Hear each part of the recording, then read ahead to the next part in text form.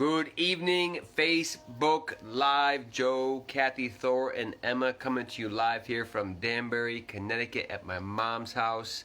And I want to say thank you. Thank you for everyone that has been reaching out today in the loss of our beloved mother. And know that she is resting in peace. Know that we did have the opportunity to say goodbye. So as Raul posted this morning in our Daily Edge, he says, trust in the timing. And the timing was impeccable because we had the opportunity to get all the way up here to Connecticut and see her before her passing. Good to see you, Scott. Good to see you, Georgia. Good to see you, Marianne. Good to see you, Donna. Thank you guys for all the love today. Thank you, Bill. Thank you, everyone. Thank you, Miguel Sanchez, for that beautiful message where most people say, sorry for your loss. He says, no, Joe. Rejoice in your gain of a guardian angel. So it's a whole different perspective. So thank you guys, everyone, for reaching out. Thank you, Aaron. Thank you, Georgia. Thank you guys for everything. And when Kathy and I got here yesterday, Mom was in a very bad way. She was really struggling. She couldn't even keep her head up. She couldn't open her eyes. She could barely speak. She was gesturing with her hands. I had the opportunity to give her some watermelon, a little piece of pizza. That's about the only thing she really ate yesterday. And then we went out to dinner last night. And we came back, and as we walked in, she's like, who is that? And that's the first time I heard her really speak with authority. So she was looking for us. I said, it's Joe and Kathy, Mom. And I sat with her for a good half an hour, 45 minutes, rubbing her neck, rubbing her back. I could see she was in a lot of pain. Good to see you, Jean. Thank you, Alvaro. And I just sat there and enjoying that moment, just holding the space for her. And I know Ram Dass talks a lot about this and being at those last moments of our lives to be there for someone. That is the blessing. There's a lot of peace in that. I know she's at peace. I am so happy for two things: that we had the opportunity to come here to see her off. And more importantly, that she didn't have to suffer. Was there pain? Yes. There's always pain in life, as we've been talking about here for 268 days here on Facebook. There's always going to be pain. And believe me, I was feeling the pain today. My brother Skip was feeling the pain today. I want to say thank you, Skip, for doing the heavy lifting these past 5-6 weeks. It's not easy watching a loved one, especially a mother or father, someone that has brought you into this world, to really struggle to take care of them. And I know he had a tough time today, so I love you, Skip, and I thank you for that. And Mike was down here. Thank you, Mike. I love you. Lori, we reached out to Lori down North Carolina. I love you, Lori. Thank you, Carl. Thank you, everybody. Thank you, Jen. I see everybody logging on here. Thank you all. And to have that peace, I really feel peace in my heart. You can see I'm very peaceful right now. I know Mom has peaceful in her heart. And the crazy thing is I went to bed last night around 11 o'clock. I woke up at 3 o'clock. The TV was still on, and I heard somebody walking through the house. And Kathy will speak a little bit to this a little bit later about how she heard Mom on her walker going down the hallway. Like the last time we were here, she'd walk her walker down to the bathroom, she'd go in, do her thing, and she would come back out. We heard that last night. And I heard walking going on here. So whether you believe in the afterlife or a spirit world or any of those things, I know I've done a lot of research on this. Colleen, good to see you. And that's the beautiful thing, knowing that there's DMT released in the brain that sets the soul free. And we've been talking about this for a while now, to operate at a soul level. So I know her soul was set free. And when I came out here this morning, I felt that she passed. I didn't want to touch her yet. So I went out, and I was at Home Depot in the morning. I went and got some diner food. Had to go do some business stuff. And I came back here at 9 o'clock waiting for Kathy to wake up. And she came out and says, Joe, your mom's not responding. And I already felt that presence as I was pulling into Lowe's parking lot. The voice said, your mom has been welcomed into the gates of heaven by her mom and her dad, her siblings. For those that don't know, my mom was one of 18 kids. As you can see this photo here, those are all the kids that grew up on Reservoir Street. I think there was 15 of the 18 in that photo. They grew up on Reservoir Street in a 2-bedroom, 1-bath house. And think about how many of us complained about a 3-bedroom, 1-bath, 3-bedroom, 2-bath, or a 4-bedroom, 2-bath house growing up. Not enough time, brothers and sisters were in the bathrooms. Can you imagine 17 kids being grown up in a 2-bedroom, 1-bath house? And Kathy asked my mom one day, she says, how did you guys do it? And my mom was like, there's not 17 kids living in the house at one time. There was only 12. And we're like, okay, so let's do the math here. So we got 2 bedrooms. Mom and dad was sleeping in some place, so where were all the siblings sleeping? So that must have been quite the show to see growing up there. Good to see you, Joe. Good to see everybody logging on here. Thank you for all the love. Thank you for all the likes. Thank you for all the phone calls today. Brother Jorge reaching out. Brother Keith. Brother Miguel. A bunch of you guys reaching out. Facebook text messages and all that. That goes a long way. That really means a lot. So thank you for that.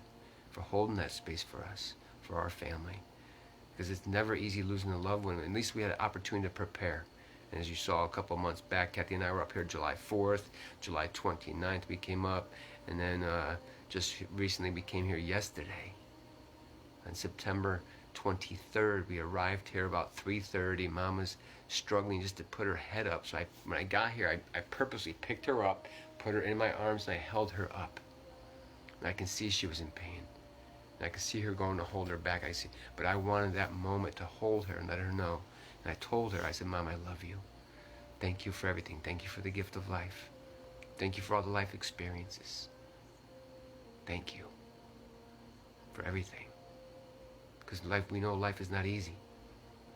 And for her to be able to live in peace right now, and her spirit be set free, and she was walking through the house last night, waking me up at 3:30 in the morning.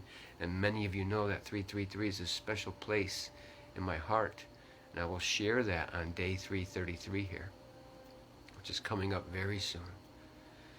So I want to honor and appreciate each and every one of you for sending out the love, the likes, and the condolences, but to know that we can either be sorry for our loss or rejoice in our gain of another spirit guide, another guardian angel. And for those of you that know about the spiritual world, I'm very tapped in to the spiritual side. We have 6,000 spirit guides assigned to our lives and a guardian angel. And I know Grandma Shermer's up there watching over me. She's come through many a times. And many of you will experience this before we leave this earth. Just know when your time is right, you get a chance to experience that. So I was sitting here going through some photos with Kathy today. We were going through some boxes, and Skip and Mike were here, and we were going through some stuff. And I came across some pretty cool stuff, man. Check this out. Wolfman Jack 8-track tape. And I was like, didn't he do that Clearasil commercial? Hey, Wolfman Jack here. And he came up with some kind of statement about, I wrote it down here. I'll read it to you guys in a minute. And then I came across Chuck Berry, greatest hits on 8-track. Thank you, Damien. Thank you, brother. And then here, as I was going through it, Kathy goes, wait a minute, there's a song on here named Carol. So I thought that was very ironic that we kind of found that one. And then the last one here, we have Neil Sedaka, and I know a lot of you guys loved Neil Sedaka growing up back in the 70s. I remember very specifically at Billy Gilbert and Skip Gilbert's and Michelle Gilbert's house and Pat Lynch that Mrs. Gilbert used to listen to Exile, I Want to Kiss You All Over, and I can hear that song. And as I was picking this up, I remember it in the 8-track player. On the back side of it said Kiss on it, and she would listen to that song over and over and over again, and that's always ingrained in my mind. So as I was going through some of the stuff and pulling this stuff out, it brought back so many memories of Wolfman Jack and the Clearasil days and how he was the DJ. So Wolfman Jack had his name on here, but all the artists on the back, they were all the singers. So he was just like the PR guy back in the day, right? Good to see you, Mike. Thank you very much.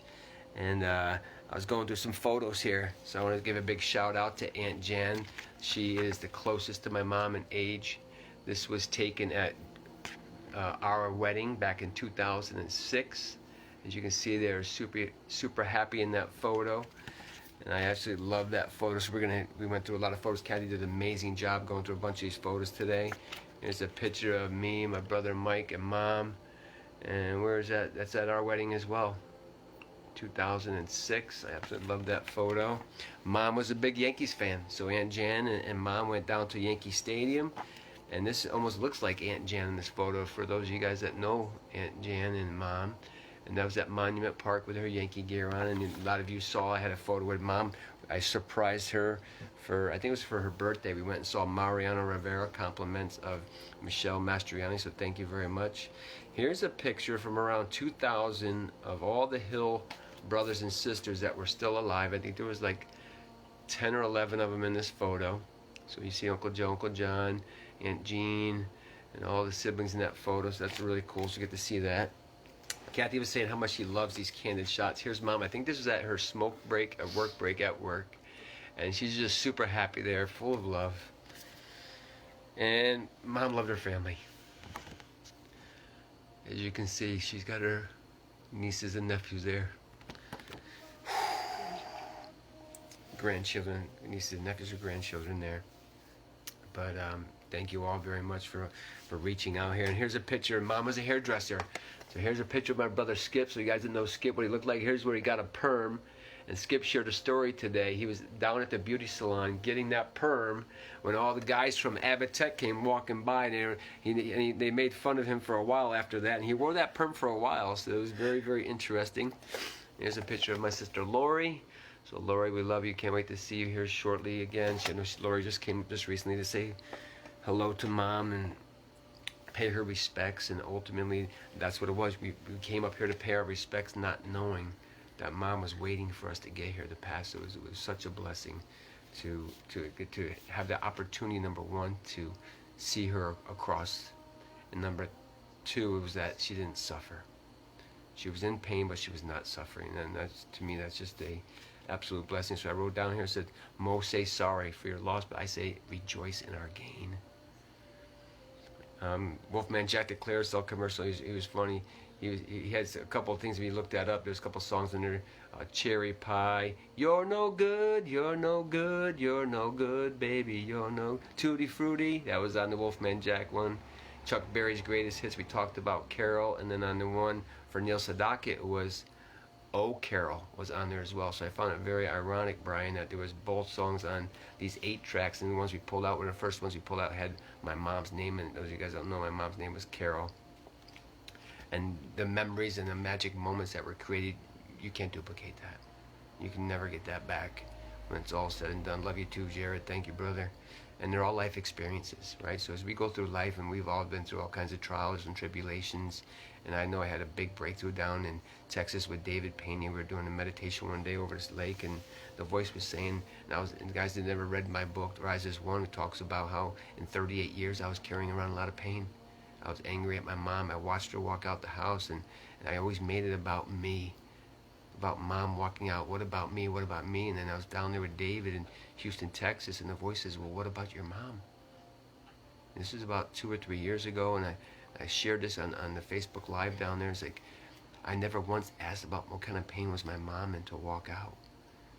And at that moment, I was like, you're such an asshole. How can you make this about you when your mom must have been in a lot of pain to walk out?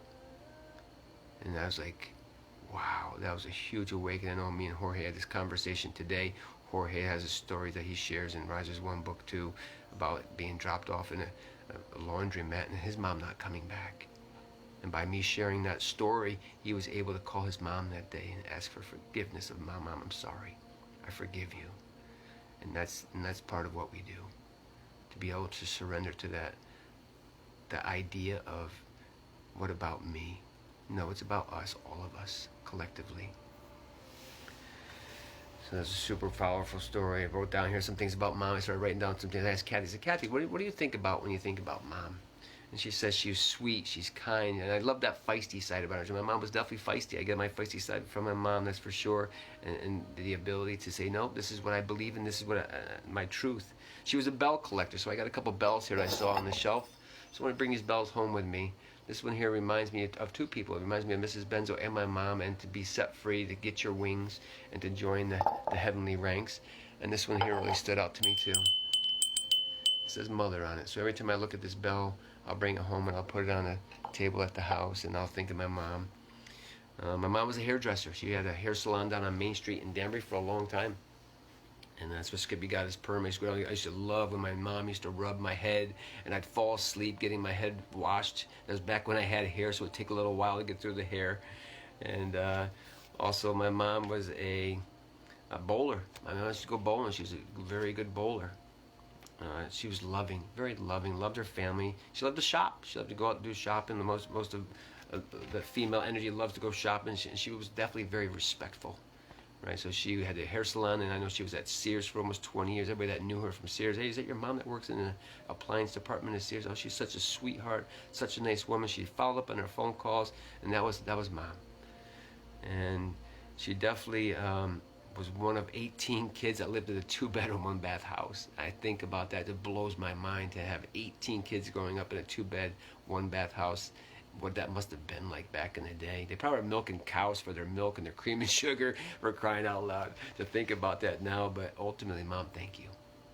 And I want to thank all of you for all your love and support today, because it's not easy to get on here and do this today, but I made a commitment to a higher power, to my mom, to every one of you, that I'm going to show up for 366 days. So I had to show up today. And I know I'm absolutely exhausted. Like I said, I've been up since 3:30. I think it's about 7 o'clock right now. Haven't eaten dinner. Didn't really eat a whole lot today. But I rejoice in the opportunity to say goodbye, and knowing that Mom wasn't in pain. I rejoice in her being one of my guardian angels now, knowing that I have somebody else to guide me from the other side. And I know a lot of you guys may not understand what it means to be guided, but when you're guided by a higher power and by a guardian angel or a spirit guide, that's a powerful space to be. And it's a tough place to get to, but it's a challenging place to get to, but it's absolutely attainable for each and every one of us. And I definitely rejoice knowing that she did not suffer. And I absolutely am so thankful for that, to have the opportunity to say goodbye and know that she did not suffer, because I've seen a lot of people suffer to their last days through this challenge. So I definitely want to have Kathy share her experience, what you experienced, my love, with the this morning with the walker sound and stuff. It's about what, 8 o'clock this morning? Yeah, I mean, the first thought that came to my mind was how God works in mysterious ways, because Joe was supposed to go to Florida this week, and we weren't going to be able to be here. And I wanted to come up. I had mentioned to him a few times how, for some reason, it kept coming into my head. My friend Gina calls them God winks, and God was saying, "You're supposed to come up this week." And then Joe's appointment in Florida got changed to October 1st, so we were able to come up. And then when we arrived yesterday, Joe's mom wasn't speaking very much, but he was able to feed her, and then her sister came over, and then she talked a little bit, and she responded to Joe. And then this morning, I was laying in bed, and I was sort of in and out of sleep, and I heard her walker coming down the hallway. And I was thinking to myself, well, how could it possibly be her walker? She couldn't even sit up yesterday, and the walker's not even in this room. And it came right to the end of the hallway, and then it stopped. So a few minutes later, I got up and I came out here, and I said, I wonder if she's still asleep. So I kind of went over and was talking a little loud, and I was like, yeah, are you there? Are you there?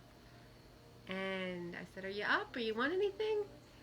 And then I said, she doesn't look like she's breathing. So I went over and I touched her, and she was cold. And then I walked out the front door, and Joe was pulling in the driveway. And it was actually a beautiful moment.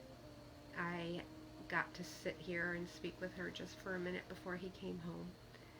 And then his brothers came over, and we were praying over her. And then something happened in the room. Something moved, and I heard a bell ring. I don't know what bell it was, but it made me think of It's a Wonderful Life. You know, every time a bell rings, an angel gets its wings. So it was like, Clarence, you know, for you fans of that movie. And I just had that moving moment, and it was pretty special to be able to just sit here with her and tell her how much we loved her, and so grateful to God that she wasn't in pain. So everything happened exactly how it was meant to. And all I kept saying in my prayers was, please God, let her go in her sleep. So incredibly grateful that that's what happened.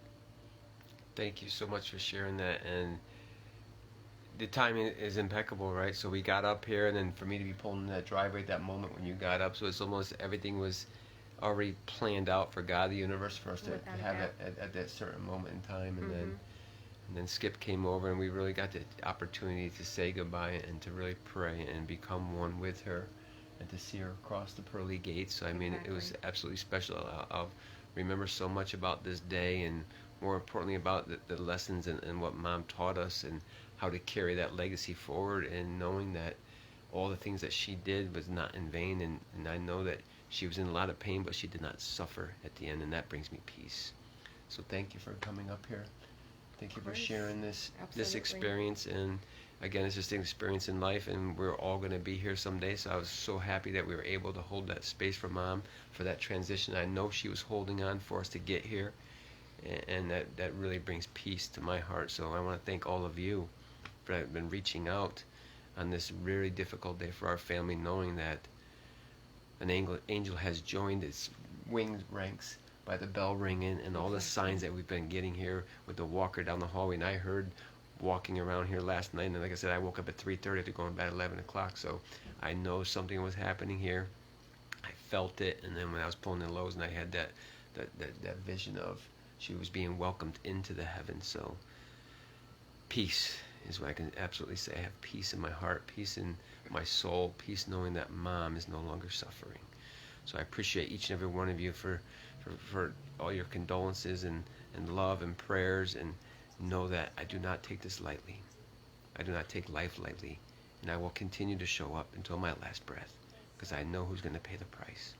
So I thank you guys. I appreciate you, honor you, and when it's all said and done, together we will rise as one. I love you. Thank you. Thank you. Good night.